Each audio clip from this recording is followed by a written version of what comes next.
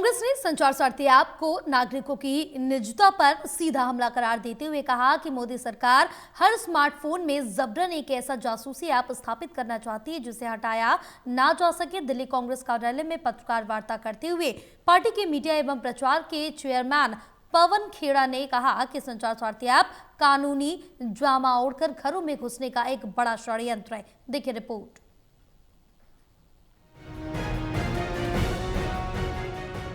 कांग्रेस ने संचार सारथी ऐप को नागरिकों की निजता पर सीधा हमला करार देते हुए कहा कि मोदी सरकार हर स्मार्टफोन में जबरन एक ऐसा जासूसी ऐप स्थापित करना चाहती है जिसे हटाया ना जा सके। दिल्ली कांग्रेस कार्यालय में पत्रकार वार्ता करते हुए पार्टी के मीडिया एवं प्रचार चेयरमैन पवन खेड़ा ने कहा कि संचार सारथी ऐप कानूनी जामा ओढ़कर घरों में घुसने का एक बड़ा षड्यंत्र है। उन्होंने कहा कि संचार सारथी नाम का ये ऐप कोई साथी नहीं बल्कि सरकार का एक हाथी है जो लोगों के फोन में बैठ जाएगा। लिखित में आप कहते हैं कि हर भारतीय स्मार्टफोन पर, एंड्रॉइड पर, आईओएस पर ये एक संचार साथी नाम की ऐप प्री लोडेड होगी। उसको ना छिपाया जा सकता है, न मिटाया जा सकता है, न डिलीट किया जा सकता है, न छेड़ा नहीं जा सकता।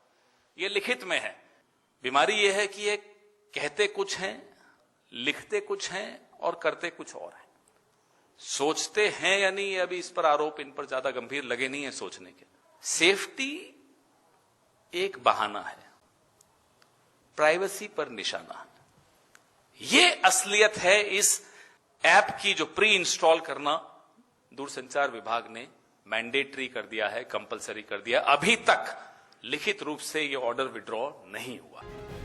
कांग्रेस नेता दूरसंचार विभाग के उस आदेश पर सवाल उठाए जिसमें संचार साथी ऐप को हर भारतीय स्मार्टफोन पर प्रीलोड करने और इसे डिलीट न किए जा सकने की बात कही गई है।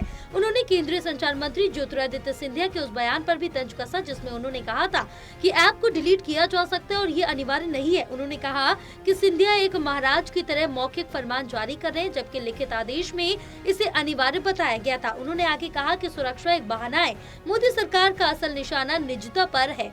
उन्होंने कहा कि इस ऐप के माध्यम से सरकार नागरिकों के हर मैसेज, फोटो, बैंक लेन देन और निजी बातचीत की जानकारी अपने पास मंगवाएगी।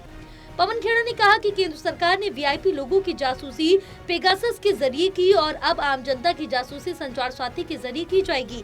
उन्होंने भाजपा सरकार के दखल देने वाले निगरानी उपायों को सिलसिलेवार तरीके से याद दिलाते हुए बताया कि केंद्र सरकार ने 2017 में सुप्रीम कोर्ट में निजता को मौलिक अधिकार मानने का विरोध किया था। 2018 में 10 एजेंसियों को बिना न्यायिक निगरानी के किसी भी कंप्यूटर से जानकारी इंटरसेप्ट करने का अधिकार दे दिया गया था।